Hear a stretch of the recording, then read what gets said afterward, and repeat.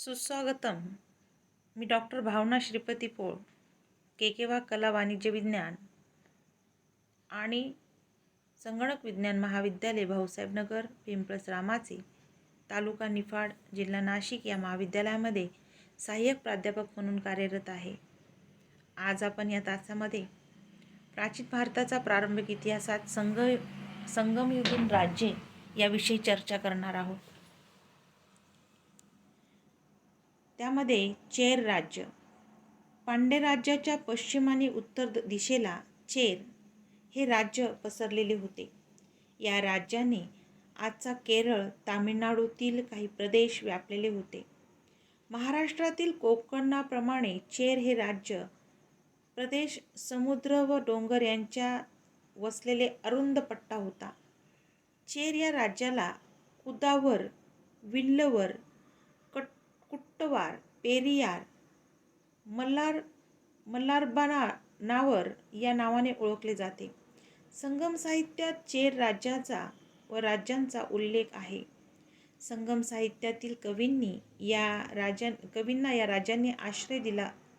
त्याची सर्वात जास्त संख्या चेर राजांची आहे. या साहित्यात चेर, चोल, पांड्य यांचे राज्य होऊन गेले. त्यांनी या कवींना राजाश्रय दिला. चेर राजांचा उल्लेख अशोकाच्या शिलालेखात केरळ पुत्र चेर असा आलेला आहे. या चेर राजांच्या भौगोलिक विस्ताराचे विवेचन या ठिकाणी येते. उत्तर त्रावणकोर, दक्षिणी मलबार इथपर्यंत हे राज्य विस्तारलेले आहे असे वर्णन अशोकाच्या शिलालेखात येते. मस्की, एराकुट्टी शिलालेखात या राजवंशाचे प्रतीक धनुष्य हे होते. याचा पहिला राजा इसवी सन 130 मध्ये अस्तित्वात होता असा संदर्भ साधनात येतो.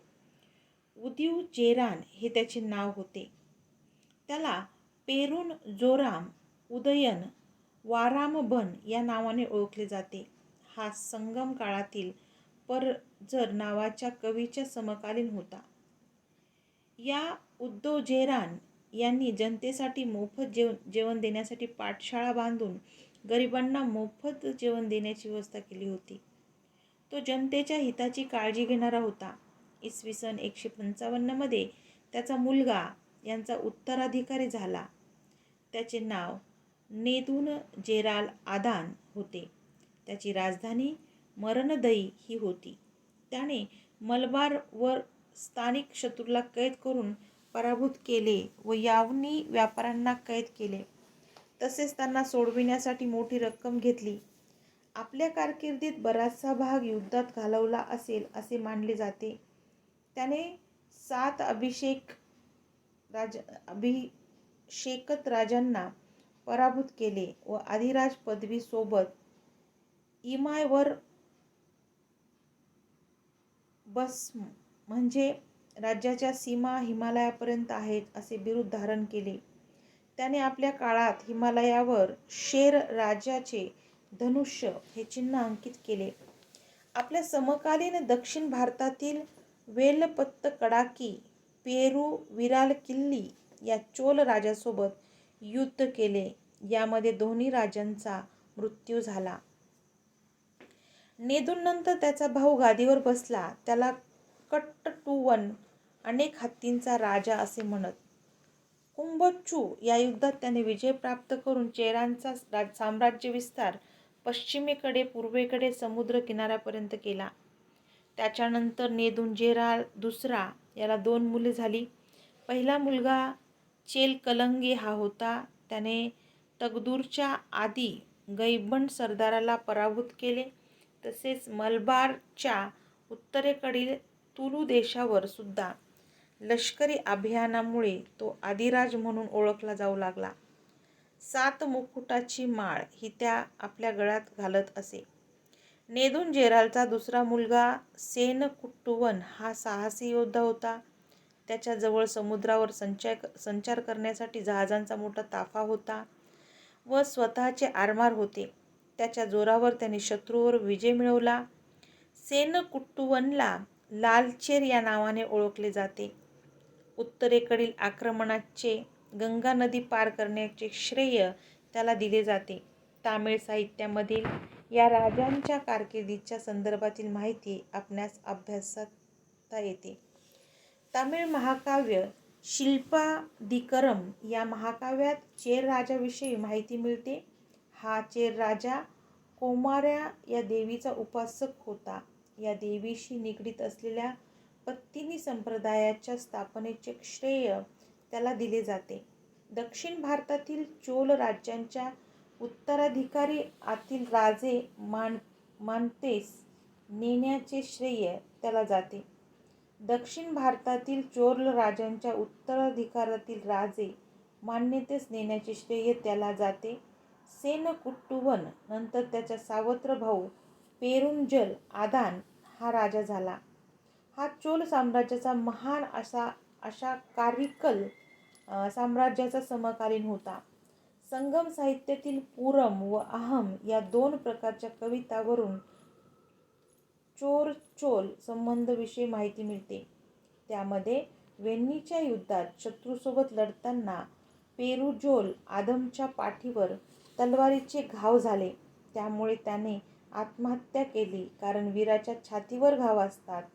या घटनेनंतर राज्याच्या निष्ठावान लोकांनी आत्महत्या केल्या. पादिरपत्तू यामध्ये उदयन जेराल नंतरचे राजे यांच्याविषयी माहिती मिळते.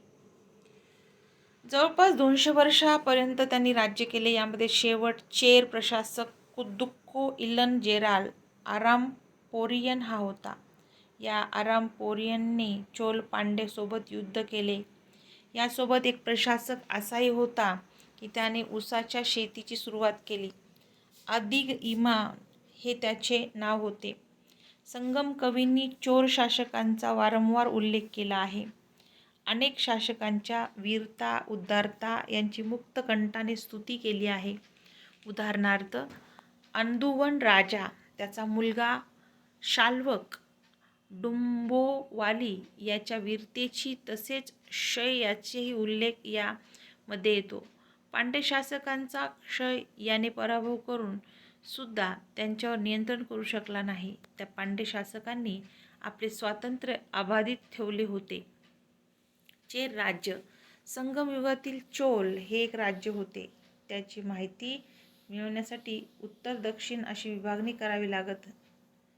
हे दक्षिणेतील सर्वात महत्त्वाचे राज्य होते. त्याचे नावे किल्ली, वालावन, सेमविदास, सेनई इत्यादी होते.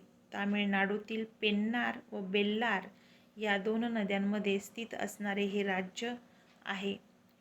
चोर राज्याचा उल्लेख सम्राट अशोकाच्या शिलालेखात येतो. या राज्याचे प्रतीकचिन्ह वाघ होते. या राज्यात चोल मंडळ या नावाने सुद्धा ओळखले जाते. या ठिकाणी चोल राजांची राजधानी उरेयूर ही होती. हे ठिकाण कापसाच्या व्यापारासाठी प्रसिद्ध होते. इसवी सन 2ऱ्या शतकात एलारा नावाच्या एक चोल राजाने श्रीलंकेवर विजय प्राप्त करून तिथे 50 वर्ष शासन केले होते. चोलांचा कारिकल हा राजा गादीवर बसला होता. एका कवितेवरून त्याची माहिती मिळते की त्याच्या चालण्यावरून समुद्रावरील हवा सुद्धा भीत होती. चोलांच्या सामुद्रिक व्यापाराशी निगडीत हे वर्णन असावे. या कारिकलच्या वंशाचे नाव सापडत नाही. कारिकलने पुहार येथे राजधानी स्थापन केली. कारिकलने जंगल सफाई करून नव्या जमिनी लागवडीखाली आणल्या आणि शेतीला पाणी पुरवठा केला. कारिकलचे वडील अनेक सुंदर रथ ठेवणारे होते. एक वीर राजा व कठीण योद्धा असे त्यांचे वर्णन मिळते. कारिकलचा अर्थ ज्यांचे पाय पोळलेले आहेत असा होतो. कारिकलचा संस्कृत अर्थ हत्तीसाठी मृत्यू असा आहे. कारिकलला तुरुंगात ठेवण्यात आले होते, परंतु साहसाच्या आधारावर तुरुंगातून तो पळून गेला व सिंहासनारूढ झाला. त्याने पुहार ही राजधानी स्थापन केली. कावेरी नदीचा 107 किलोमीटर लांबीचा बांध बांधला. त्यासाठी त्याने श्रीलंकेमध्ये युद्धकैदी गुलाम म्हणून आणले होते. वेट्टी तंजोरपासून 15 मैल पूर्वेकडे कोविल व्याजांचे युद्ध त्याचे पहिले युद्ध आहे. वेगवेगळ्या कवींनी त्यांच्या युद्धाचे वर्णन केले आहे.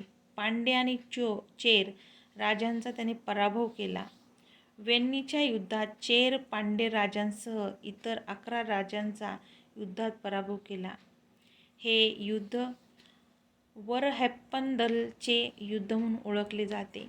त्यामुळे संपूर्ण तामिळ भूमीवर आधिपत्य स्थापन केले. पट्टीन पायलई या संगम साहित्याचा कवी लिहितो की या विजयी अभियानात प्राचीन धनिक लोकांनी त्यांचे आधिपत्य मान्य केले व त्यासोबत उत्तर आणि पश्चिमेकडील लोक हतबल झाले. कारिकलने राज्यविस्तार सोबत उद्योग शेती यालाही महत्त्व दिले. कावेरीपट्टणम व्यापाराचे महत्त्वाचे केंद्र होते. नंतरच्या काळात शीलक्षय, दीपापरम, परिपलाम, कपिलाम, रैनार इत्यादी साहित्य लिहिले गेले. याच काळातील शिलालेखामध्ये सांगितले आहे की हिमालय पर्वतापर्यंत विजय प्राप्त केले. कावेरीचा पूर रोखण्यासाठी बांध घातला. नाचिना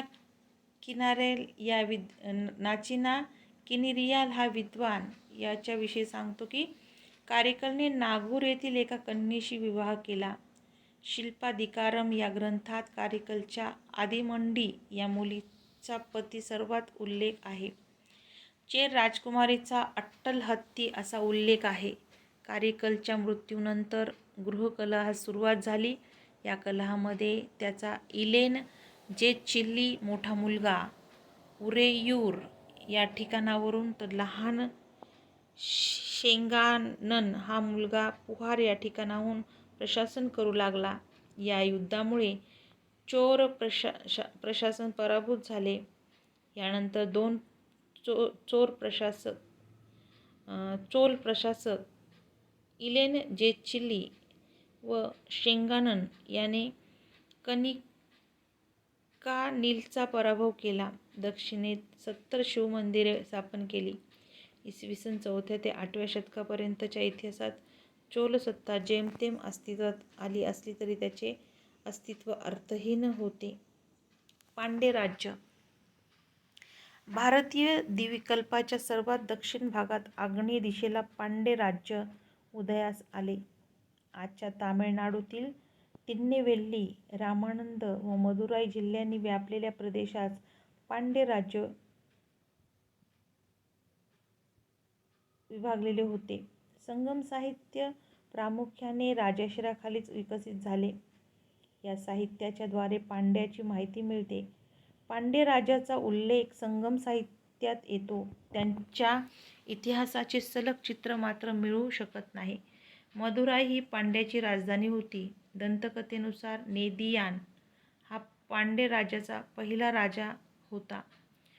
पाहुरुणी नदीवर घाट बांधण्याचे श्रेय त्याला जाते. तसेच समुद्र पूजा करण्याचे श्रेय सुद्धा त्याला जाते. पांड्याचा पहिला ऐतिहासिक राजा पालतशालई मुदुकुडुम हा होता. ज्या राजासोबत या राजाने संघर्षात विजय मिळवला होता त्या राजाविषयी त्याने अत्यंत कठोर नीतीचा अवलंब केला. त्याने वैदिक यज्ञ केले. त्यामुळे त्याला पालशातई ही पदवी मिळाली. पांड्य शासकातील सर्वात विख्यात राजा नेदुन जेलियन हा होता. त्याची प्रसिद्धी तेलयामग्नमच्या युद्धामुळे झाली.